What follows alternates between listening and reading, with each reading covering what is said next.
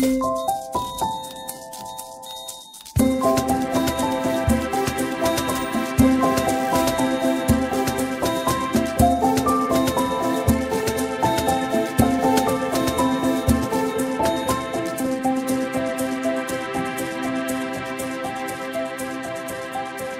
estamos aquí con Andrés Cota Iriar. Él es zoólogo, naturalista y escritor. Estudió biología en la UNAM y tiene un máster en comunicación de la ciencia del Imperial College de Londres. Es autor de la novela Cabeza Ajena y de los ensayos Faunologías y El ajolote, biología del anfibio más sobresaliente del mundo. Sus textos han aparecido en diversas antologías y revistas. Durante casi una década dirigió la unidad de conservación de la vida silvestre, Vida Fría Reproductores, que se dedicaba a la reproducción de reptiles en cautiverio. Estamos aquí para platicar sobre su libro recién salido, Fieras Familiares, que fue finalista del primer premio de no ficción, Libros del Asteroide. Andrés, ¿cómo estás? Y bien, contento, muchas gracias por esta conversación. Inspirado para platicar del libro con lectores presentes y futuros, ¿no? Esperemos. Yo creo que muchos potenciales lectores. Bueno, antes de empezar a hablar sobre el libro, me gustaría hablar un poco del antes, ¿no? En el libro cuentas que desde joven nació tu afición, o más bien una adicción, ¿no? Por los reptiles, los anfibios. Y gracias a tus experiencias, a tu formación, a todo lo que investigaste, te volviste un experto. ¿En qué momento decidiste trasladar toda esa experiencia a la escritura? ¿Cómo surgió ese impulso por querer comunicar y transmitir, pues, todas estas historias, todos estos datos? La decisión consciente, ¿no? O al menos deliberada de decir, yo me quiero dedicar a escribir. En mi caso, dependerá de la historia de cada persona. Fue un poco tardía, si me comparo a aquellas personas que siempre supieron que se querían dedicar a escribir, ¿no? Creo que tenía 27 años, más o menos 27 años, cuando decidí que la escritura era una posibilidad dentro del mundo de posibilidades. Pulsión a comunicar, digamos, cuestiones sobre mi pasión, no, sobre la zoología en general, en particular los reptiles y anfibios. Yo tenía la idea, por eso fui a hacer un posgrado en Inglaterra, ser documental científico. De hecho, lo hice un tiempo, eso fue una segunda vida o una tercera vida, ¿no? Uno va teniendo muchas vidas, creo. Trabajé en cine aquí en México antes de ir al posgrado y estuve a punto de dejar la carrera de biología por el cine, de hecho, ¿no? Un momento de parteaguas en que de hecho dejé la carrera por un año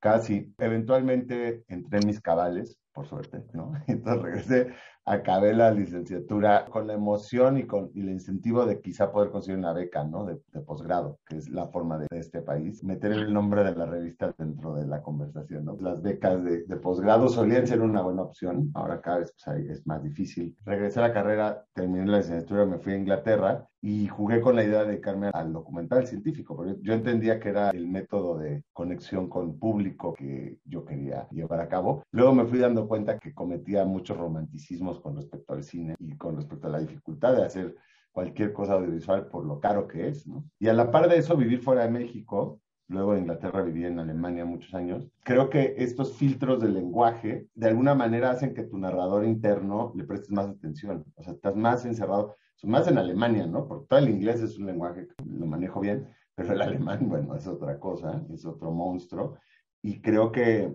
estar a fuerza más encerrado en la cabeza y le empecé a prestar más atención a esa beta narrativa que en algún momento encontró su salida pues a través de la escritura. No es extraordinario en un sentido, porque en mi familia de mi mamá hay varias personas que se dedican a la escritura, ¿no? Hermanos, hermanas de mamá. Entonces no era algo inusitado, pues era algo que yo sabía que se me daba de alguna manera y que había puesto en práctica sobre todo a través de mails. Yo siempre digo que aprendí a escribir escribiendo mails, porque hacía crónicas, ¿no? En los viajes que realizaba, hacía como crónicas, cuando me tenía que reportar, pues decía, bueno, si ya voy a escribirle a mi mamá lo que viví, pues una vez se lo mando a mucha gente, y empecé a hacer unas cadenas de correos que llegaron a tener yo creo que como 400 direcciones ahí, y así fue un poco como empecé a pensar en escribir, ¿no? O sea, creo que el libro se hace mucho con la cabeza, se hace mucho mientras vives algo, mientras estás experimentando algo, ya estás pensando cómo narrarlo de alguna manera. Muchas veces uno lo hace también como anécdota, ¿no? Estás viviendo algo y dices, uy, cuando le cuente esta historia a mis amigas, no me van a creer, o las partes chistosas que la cabeza va haciendo paréntesis a lo largo del día a día. Cuando entendí que el cine, el audiovisual no era lo mío, y también entendí por otro lado, eso también lleva un tiempo a veces entenderlo, que yo tenía una necesidad, ¿no? De volcar cosas, o sea, comunicar lo que fuera que trajera adentro. Y luego también entendí que yo tenía una pauta sentimental con la cual tuve mucho contacto desde niño, o sea, yo siempre he sido muy sensible. Cuando estás en un entorno, a lo mejor escolar, de cierta manera, te frustra esa sensibilidad, ¿no? No puedes llorar, no puedes ser cursi. Pero eventualmente, cuando fui creciendo, entendí que podía ser sensible. Y creo que todas esas tres cosas convergieron. Nunca pretendí que iba a poder vivir de mis libros. Sí, la literatura en México es como, pues uno lo hace porque quiere, ¿no? Supongo una labor de entretenimiento también personal, la verdad, y como proceso de pensamiento la escritura ayuda mucho. Creo, supongo, a lo mejor hay gente joven que piensa que va a tener fenómeno literario y que va a poder vivir de eso, se lo celebro. No les digo que no, se puede, a veces pasa, pero bueno, yo tenía ya dada la derrota por de facto, entonces fue una manera realista de entrar como al terreno de las letras, ¿no? Escribes porque tienes que escribir, ¿no? Entonces es como más natural y no es para hacerte millonario y ganar 20 premios, ¿no? Lo resumo con una cita de un editor buen amigo que dice que escribir libros es la manera más tonta de mantenerse pobre, ¿no? O sea, si lo quieres ver desde una perspectiva económica, pues la manera más tonta de mantenerte pobre, pues sí. Lo Ahí no haces es. por otras razones, ¿no? O sea, hace por otra razón. Fieras familiares es particular porque combinas la divulgación científica con la autobiografía e incluso también das algunas recomendaciones para que los lectores estén prevenidos. ¿Cómo tiene que ser un alacrán, no? Cuando ves un alacrán, cómo debe de ser, ¿no? ¿Te asustas o no te asustas, etcétera, ¿no? ¿Cómo surgió la idea de crear este híbrido, ¿no? Lo planeaste, naturalmente fue así, es un libro redondo en el que las dos partes principales pues encajan bastante bien, ¿no? Entonces se nota que hay un arduo trabajo de escritura detrás. Entonces, ¿nos puedes contar un poco sobre este proceso? Hay un libro, o un par a lo mejor a lo sumo, que siempre supiste que ibas a escribir, ¿no? Yo estaba seguro que por lo menos la primera mitad, digamos que lo que guía Fieras Familiares, ¿no? La columna vertebral, pues es una serie de tropiezos zoológicos, ¿no? Vamos a decir, como encuentros y desencuentros con la fauna, que en mi experiencia, pues es lo que me he ido como marcando la pauta del camino. Y la primera mitad, pues es la parte de cautiverio, ¿no? Es la parte de lo que yo llamo el museo viviente, en el que yo tuve a bien convertir la casa de mi madre, gracias a la indulgencia y gracias a que mamá era alérgica a los perros y a los gatos y que además nunca tuve hermanos, ¿no? Fue un hijo único educado por medio de incentivos. Entonces una cosa llevó a la otra y fue estirar los límites y bueno, terminó convirtiéndose en un criadero ya profesionalizado con la Semarnat y demás. Yo estaba seguro que en algún momento iba a ser un libro. Digo, ya en la carrera sí, con más biólogos y más biólogas, pero en general mis amistades, ¿no? Son más del mundo del terreno cultural. Entonces me queda claro que no era muy convencional, digamos, ¿no? Tener la casa llena de serpientes y camaleones y demás. Y entonces me queda claro que como vivencias sui generis, y además algunas francamente surrealistas, eran buen material para narrar. Sin embargo, como que también estaba consciente que necesitaba yo llegar a un punto del oficio que me permitía narrarlas como yo quería. Yo empecé escribiendo ensayos, bueno, escribo sobre todo ensayos. No sabía que eran ensayos. La primera vez que se me acercó un editor con una propuesta de publicar un libro, que fue David González Tolosa, de la editorial Festina. Eventualmente se convirtió en Faunologías, que fue mi primer libro, que bueno, está agotado desde hace mucho tiempo, ojalá alguien lo quiera volver a sacar. Pero David fue el primero que me hizo notar, me dijo, oye, tus ensayos de animales que me gustan mucho y que he leído, pues yo publicaba en Avispero y en Vice y en algunas revistas. Me dijo, encuentro que ahí hay un tema común, a lo mejor se puede hacer un libro de esos, ¿te interesaría? Y ya sabes, como que me tardé en responder el mail, así, me hizo el interesante. Y en un momento dije, yo escribo ensayo, no tenía idea, ¿eh? O sea, yo pues, escribía lo que, como me salían las cosas. Entonces, por un buen tiempo me fui por esa beta, obviamente. O sea, ya que descubrí que eran ensayos, dije, con razón nunca me han dado una beca de las de creadores jóvenes, porque siempre ando aplicando a cuento o a novela con textos que son ensayos. Entonces, ya que le puso nombre David y que yo entendí, pues por mucho tiempo escribí ensayos. A la narrativa, digamos, más prosa, o crónica, pero no crónica personal, sino más narrativa. Tampoco quiero decir ficticia, porque no es necesariamente ficción, pero bueno, entré cuando hice esta novela de Cabeza Ajena, que publiqué en Mo, y ahí exploré pues otras posibilidades. Entonces dije, ah, mira, el chiste es combinar estas dos, o sea, el chiste es hacer como ensayos narrativos, ¿no? A través de un eje nodal dramático, pues, de una crónica, interverando el ensayo, que es un poco lo que es Fieras Familiares, ¿no? Que se roba, Jorge Comensal dice que es un libro que es como un ornitorrinco, y yo creo que tiene toda la razón, porque así como el ornitorrinco tiene pues un pico que parece de pato, bueno, un pico de pato, una cola de castor, ¿no?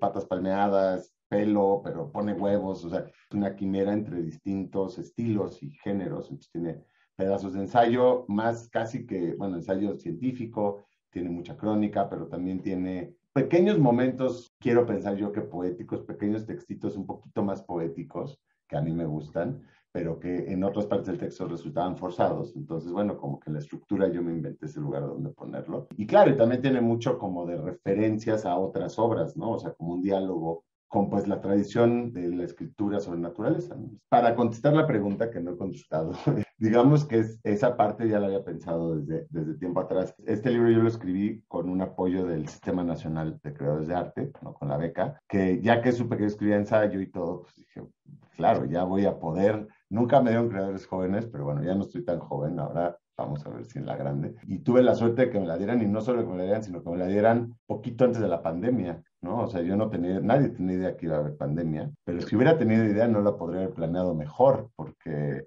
pues al menos esa parte no la sufrí, ¿no? O sea, claro que las pandemias tienen muchos lados, pero la parte económica dio la pausa de poder dedicar mucho tiempo, porque los libros, sobre todo que había escrito previamente, que tienen como ensayos que los van componiendo, son de menor aliento quizá, ¿no? Es un proceso sí de trabajo, pero menos arduo. Y entonces ya dediqué un año y medio a este libro que finalmente salió con Asteroide, casi 2 años tomando en cuenta ya las rondas de edición, a menos que tengas una beca o algo, o que quizá tengas un trabajo real, real me refiero como un trabajo de oficina, y escribas cuando sales a lo Kafka. No veo cómo puede uno dedicar tanto tiempo a un proyecto fútil en términos económicos. Ya que tuve esa beca, entonces pude también complicar más o hacer más complejo lo que... O sea, yo en un principio pensaba solo hacer la primera mitad. Y eso era ya un libro, creo. O sea, con más historias a lo mejor y más familia. Pero una vez bueno, iba a poder tener chance de hacer algo más ambicioso, puede ser. No sé si es ambiciosa la palabra correcta. Entonces dije, bueno, estaría bueno, como que la verdad es que en mi vida, pues la parte de cautiverio es una parte de mi vida, la otra parte pues es las vivencias en campo, ¿no? La vida en libertad, que además tiene la casualidad de que, bueno, que son dos periodos de mi vida muy marcados, separados entre sí casi. Si bien cuando estudié biología, pues salía mucho al campo, a cosas más pequeñas, a lugares así como expediciones que se prestan para la literatura, pues fueron después. Y entonces puse un rito de paso ahí en medio, ¿no? Que es un poco, mi rito de paso es confrontar al animal propio de tu devoción, ¿no? Que en este caso son las serpientes. Entonces, confrontar a la anaconda, ¿no? Y tener el riesgo de morir ahí y luego renacer a otra forma de aproximarse a los seres vivos, creo. Eso fue un poco como... Ok, sí, comenzar tu colección de islas, ¿no? Y bueno, hablando de islas, de esta segunda parte de Libertad, cuando habla de Komodo, al final menciona la propuesta que hay sobre elevar la entrada al parque natural, ¿no? Para disminuir el turismo masivo, relocalizar las comunidades que habitan el santuario, para propiciar como conservación de las especies, ¿no? ¿Tú piensas que estas medidas podrían aplicarse en otros lugares como para fomentar? ¿En México podría pensarse algo así? O sea, sabemos, y como bien lo mencionas, que una cosa es lo que dice la ley y otra cosa es la que sucede en la realidad, pero pues hablando un poco de cosas que se podrían hacer, ¿qué piensas? Es que es bien complejo. Creo que nos guste o no, la humanidad tiene una aproximación utilitaria, ¿no? Hacia todo, bueno, y hacia el mundo viviente, no se diga. Y entonces, si no hay una especie sí, una utilidad o algo que genere dividendos, pues no conservamos de los entornos. Cuando hablo de humanidad, estoy ahorita refiriéndome pues, a los gobiernos, ¿no? A los grandes intereses, a quienes deciden las cosas finalmente. Entonces, claro que una manera de hacer que un lugar se vuelva utilitario es volverlo un destino turístico. Lo que pasa es que ahí luego ya entras a una baja fina del ecoturismo, ¿no? Y qué tan eco es ese turismo, ¿no? Y bajo esa máscara del ecoturismo, pues luego se da de todo y termina siendo un impacto brutal, ¿no? Es el momento en que gira un lugar de ser realmente un turismo de bajo impacto a lo que es hoy en día Cozumel, ¿no?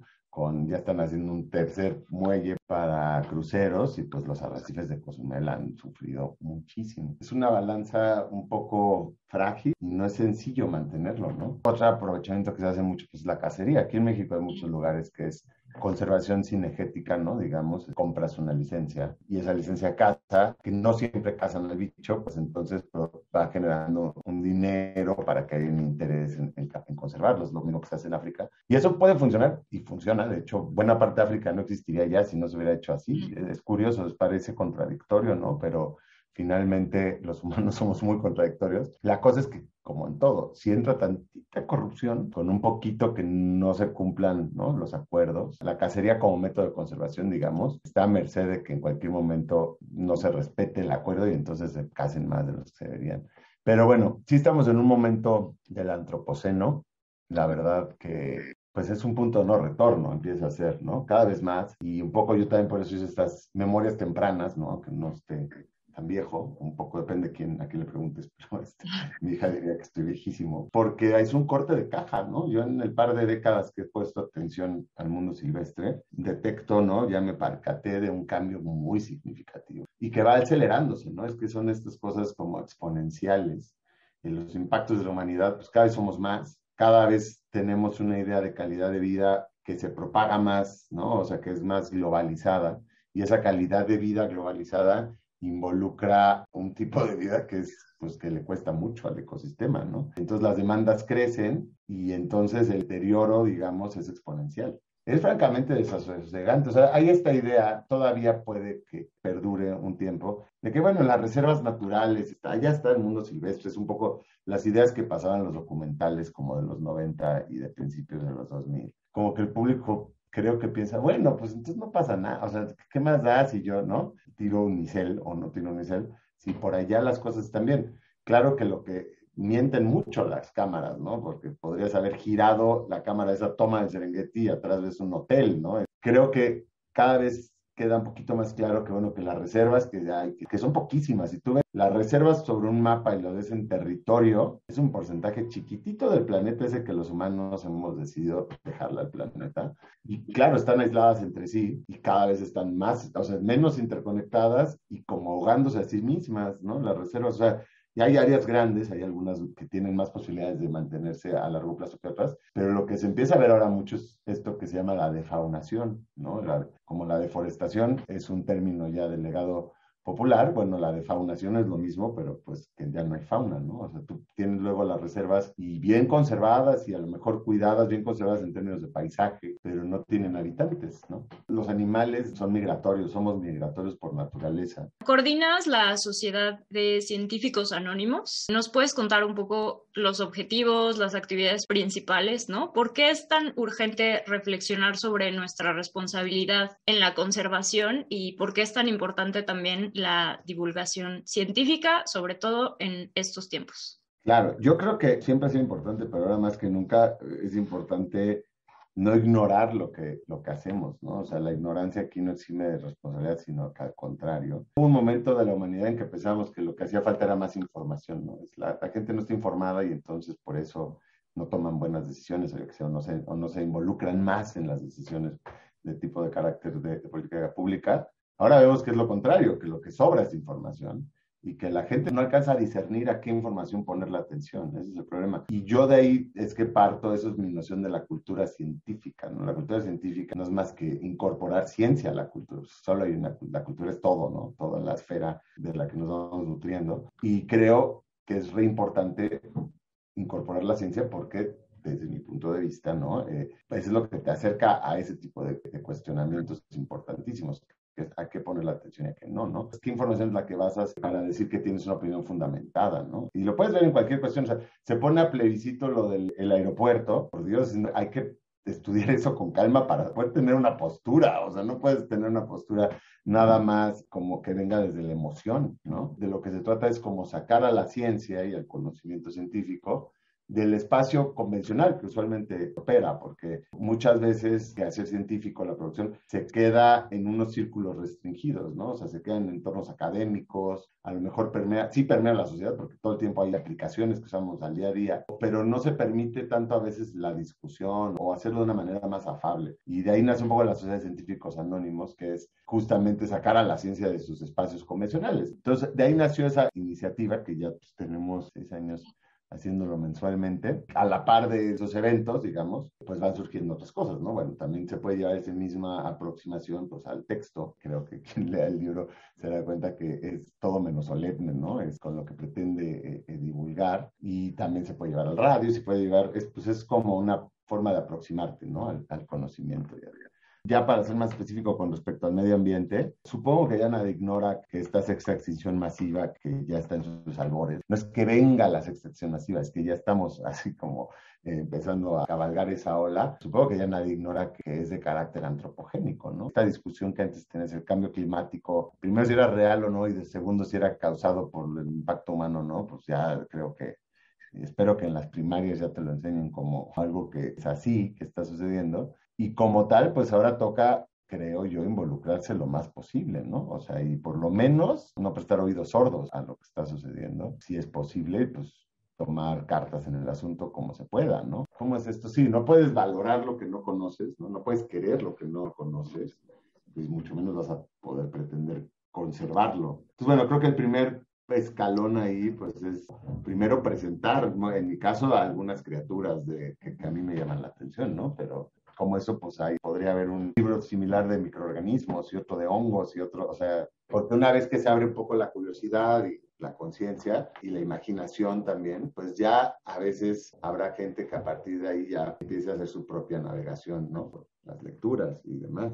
Sobre todo viviendo en México, que es un país mega diverso, ¿no? En donde se supone que aproximadamente el 70% de la diversidad mundial de especies está aquí, ¿no? Entonces, tenemos mucho más que salvar que otros lugares, creo, o conservar. Lideramos la lista de países con más especies en peligro de extinción desde hace ya muchos años. El año pasado estábamos en tercer lugar. Este año pues ya sabremos ahora que se haga el corte de caja. Pero el caso es que siempre estamos en algunos de esos infames primeros lugares. En parte por lo que dices, tienes toda la razón. Es un país megadiverso, ¿no? Somos uno de los 5 países megadiversos. Entonces hay mucha riqueza. Por lo tanto hay muchos candidatos a estar en peligro de extinción, pero también somos uno de los países con legislación más laxa con respecto a todo, a la explotación, cualquier tipo de industria, la minería, no se diga, ¿no? Somos la bonanza de muchas mineras internacionales.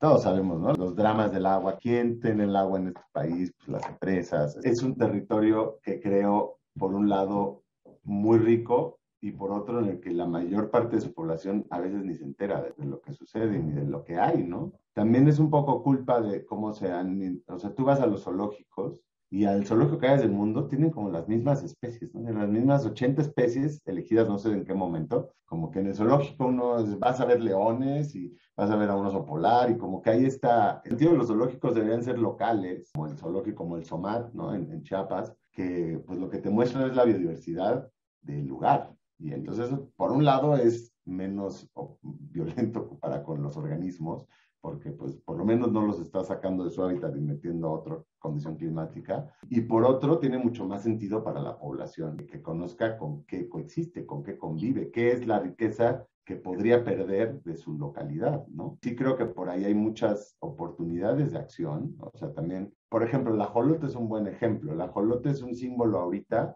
de la apatía total de gobernantes y demás políticas públicas. Este es un símbolo como triste, como de la extinción en el medio silvestre, cuando quién sabe qué significa realmente eso, porque no hay otra opción. O sea, estás extinto en el medio silvestre, bueno, pues eso quiere decir que tu especie está extinta. A lo mejor quedan individuos en cautiverio, ¿no? Los organismos en cautiverio no son las especies, los organismos en cautiverio son los individuos de una especie, pero no tienen esa complejidad, ¿no? Que es la rama, todo el nódulo de interacciones que establecen con otros seres vivos y el nicho específico que ocupan, y, en fin, que es lo que hace que la naturaleza se vaya volviendo más que la suma de sus partes, ¿no?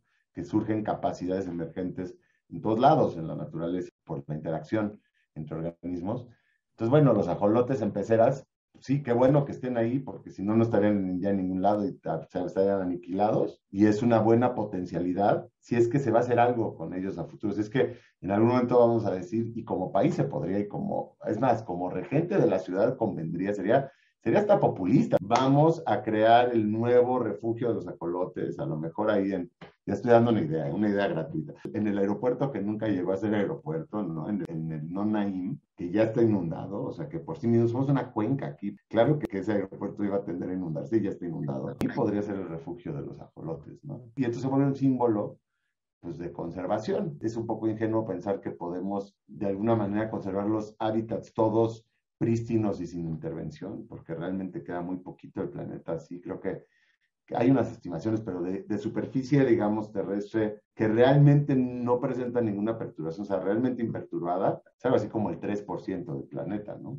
Todo el resto, pues de alguna u otra manera, ha sido intervenido, algunos lugares mucho más que otros, pero entonces como tal hay que reconocerlo y pues bueno, ahora toca hacer la intervención, pero hacia otro lado, ¿no? Y pues en ese sentido creo que, por ejemplo, el ajolote podría ser una lección de lo que ya, una vez que se colapsó tu población, lo que a lo mejor podemos cambiar el barco y se volvería un símbolo de conservación, ¿no? Un poco ante el escenario desalentador que no está todo perdido, ¿no? Como que todavía podría hacerse No, es que es lo peor que uno puede hacer, es algo. como llegar a una fiesta cuando ya está acabando, ¿no? Y ese sentimiento de llegar a la fiesta cuando ya acabó, porque eso se vuelve, pues, da mucha impotencia y por otro lado genera el mensaje equívoco de que ya no hay nada que hacer y que ya la casa está en llamas. Es como, bueno, si ya es una casa en llamas, a lo mejor puedes rescatar a algunas personas, ¿no? O sea, no te quedas viendo cómo se quema, yo qué sé, o la intentas apagar, o queda mucha riqueza, definitivamente, y la naturaleza tiene una resiliencia francamente,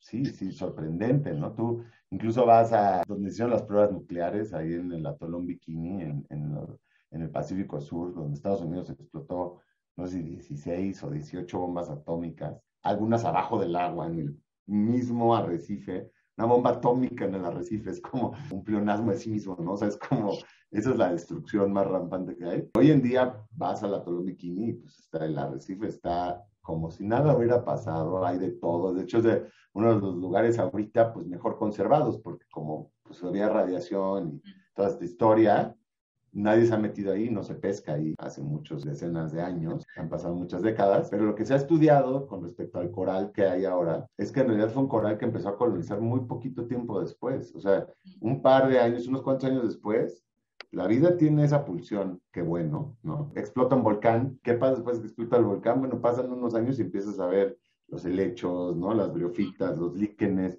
y hay toda una sucesión ecológica hasta que pasan unas décadas y pues ya, mientras le dejemos tantita chance, eso va a pasar. Ojalá nos toque verlo, ¿no? Es esta idea de, bueno, si ya tiraste, ni modo, por cuestiones que sean, descampaste una selva para hacer potreros, bueno, al menos deja un árbol cada 15 metros o cada 20 metros, pues cuando deje de ser tu potrero, a lo mejor en unos siglos, claro, los humanos vivimos muy poquito tiempo y la humanidad lleva nada en el planeta, perdemos un poco el piso de lo que es el tiempo y de lo que es el tiempo para la vida, ¿no? Por eso repito, a lo mejor no nos toca verlo, pero en 4 siglos se pudo haber recompuesto el ecosistema distinto al que había, definitivamente no va a ser como el original, es como cuando tomas antibióticos, ¿no? Tomas antibióticos, creo que con una toma de antibióticos en tu vida tu microbiota nunca va a volver a ser como era, o sea, no es posible, pero se restablece otra microbiota también con su propia forma de sanidad, ¿no? Creo que en el planeta eso va a pasar sí o sí, o sea, eventualmente, si tiene que ser hasta que nos extingamos nosotros, porque seguro la humanidad se va a extinguir eventualmente, pero si tiene que ser hasta ese momento, bueno, la vida volverá a radiar y se establecerá otra biodiversidad. Claro, la discusión de qué biodiversidad es más importante, pues ya que es filosófica, ¿no? Y no queda más que responderla desde un punto de vista antropocéntrico. La más importante para nosotros, pues la que vamos a conocer, con la que nos toca coexistir, que es esta que hay ahorita. Y entonces, pues ya nada más que sería casi que por un acto, sí, de autoaprecio hacia el humano, hacia la humanidad, y conscientes de que estamos aquí de paso muy cortito, bien haríamos en tener el mundo lo más amable posible, ¿no? Decía Thoreau, ¿para qué quieres una casa bonita si no tienes un planeta habitable donde colocarla? O sea, como si nosotros fuéramos, ¿no? La cúspide de la evolución, que llegó aquí para beneficiarse de todo lo demás. Eso es lo que hay que empezar a cambiar, que es un poco una noción sobre el humano y sobre cuál es el lugar que ocupamos. Entonces creo que eso es lo que hay que hacer, ¿no? Traer a la humanidad de vuelta hacia la animalidad. Somos simios tecnológicos, pero pues simios al fin y al cabo. Y creo que si lográramos acomodar eso y a lo mejor reconceptualizarnos, pues entonces cambia tu proceder hacia el resto de las cosas, ¿no? Muchas gracias, Andrés. Esperamos que todos los que vean esta entrevista se animen a conocer las fieras familiares, que se enteren de la historia de Lupe, de la güera y de todo lo que logra sobrevivir Andrés a lo largo de su vida. Y bueno, Andrés, pues muchas gracias y esperamos pues muchos más libros de ti. Gracias a ustedes y aquí estamos para seguir la conversación.